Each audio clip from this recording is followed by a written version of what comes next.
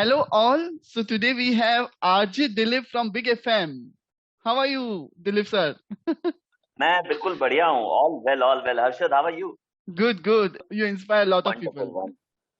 Wonderful. If I can inspire few of them also, it will be my pleasure. और जैसा मैं अपने show पर अक्सर कहता हूँ, हसत रहा मजेत रहा, टेंशन घेऊ नका आणि टेंशन आजची बात देऊ नका. वाओ. सो दिलीप जी, आपके लिए पहला क्वेश्चन, मतलब आप रेडियो जॉकी कैसे बने?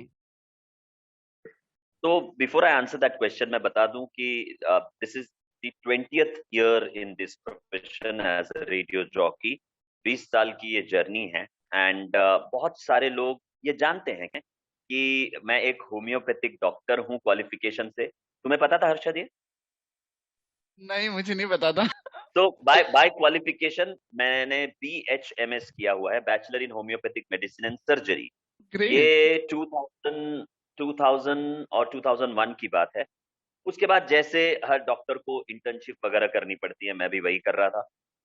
ऐसा नहीं है कि मुझे मेडिकल प्रोफेशन से लगाव नहीं था, मुझे बहुत लगाव था और इसीलिए मैंने उस फील्ड को चुना.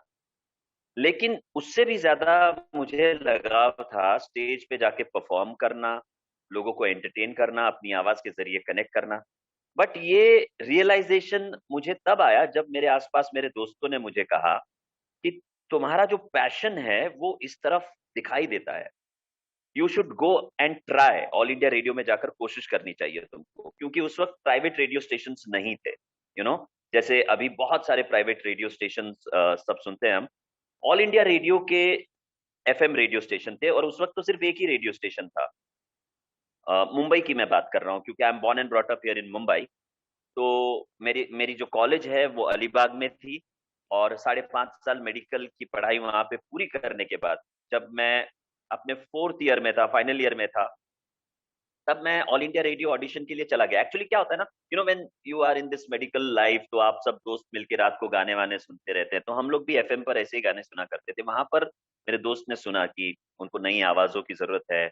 और उस वक्त रेडियो जॉकी ये टर्म एग्जिस्ट भी नहीं करता था, उस वक्त अनाउंसर ऐसा कहा जाता था.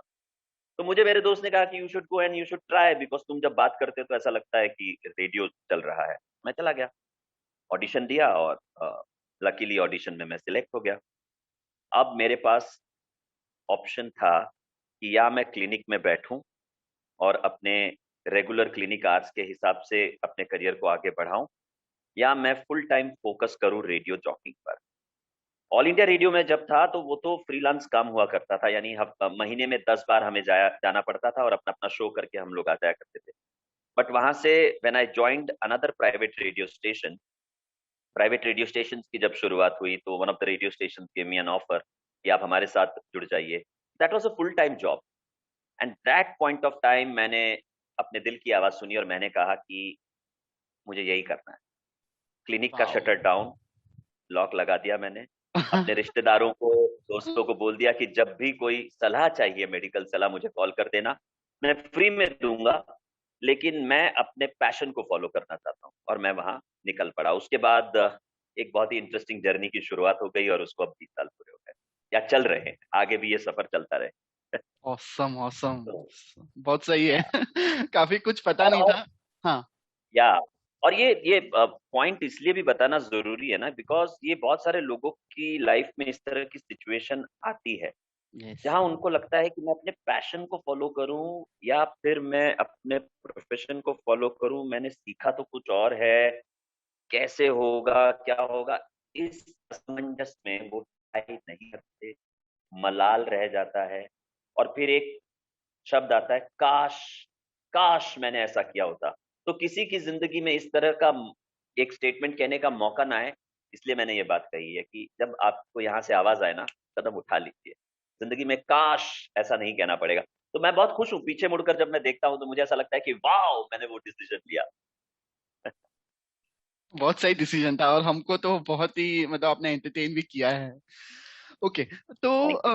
आप इतने सेलिब्रिटी से मिलते हो, ऑलमोस्ट आई गेस मैंने ऐसा कोई बॉलीवुड सेलिब्रिटी नहीं होगा जिसके साथ आपका फोटो नहीं देखा है. तो वो कैसा फील होता है आपको? ये बहुत सारे लोग मुझे ये सवाल पूछते हैं डेफिनेटली, क्योंकि मेरी एक आदत है, जब जिस सेलिब्रिटी का जन्मदिन होता है तो मैं वो इंस्टा पर, एफबी पर, मेरे व्हाट्सएप स्टेटस पर उनके साथ खींची हुई तस्वीर पोस्ट कर देता हूँ उनको विश करने के लिए।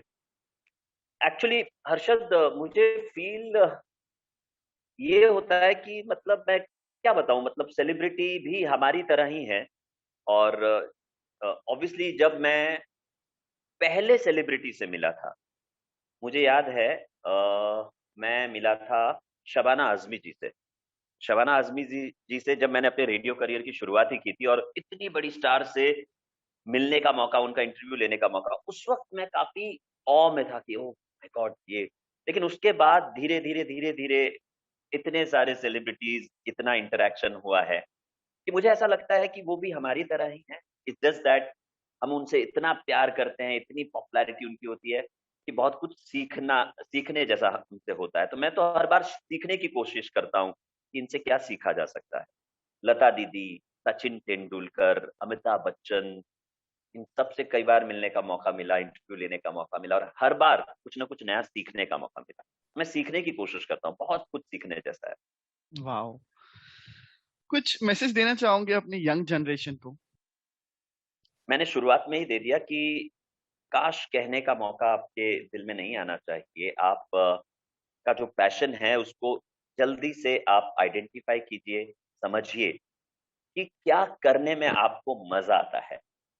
बहुत सारे लोग वो काम कर रहे हैं जो उनको करना पड़ रहा है, क्योंकि अगर वो नहीं किया उन्होंने तो उसके बिना कैसे चलेगा, क्या करेंगे। लेकिन जब आपकी जो हॉबी है उसी पर आपका पूरा फोकस होता है, और एक डेडिकेशन, मैं ये नहीं कहता कि बिना कुछ सोचे समझे कदम उठाइए, क्योंकि मैंने भी जब ये डिसाइड किया था कि अब मुझे प्रैक्टिस नहीं करनी, अब मुझे फुल टाइम रेडियो पर ही फोकस करना है, तब हुआ ये था कि एक एक अच्छा सा प्लेटफॉर्म था, एक सेट इनकम थी, और आगे भी मैं बहुत करियर को गेज कर पा रहा था। ये सारी चीजें कैलकुलेट करते हुए डिसीजन लेनी चाहिए। मतलब बहुत सारे लोगों को लगता है कि मैं एक बहुत अच्छा एक्टर बन सकता हूँ। सपने देखने में कोई हर्ज नहीं है, पर रियलिस्टिक सपने देखिए, स्मार्ट गोल सेट कीजिए, वो गोल सेट कीजिए जिनको आप अचीव कर सकते हैं, और अपनी गट फीलिंग को फॉलो कीजिए, अपने दिल की आवाज को सुनिए और आगे बढ़िए। यही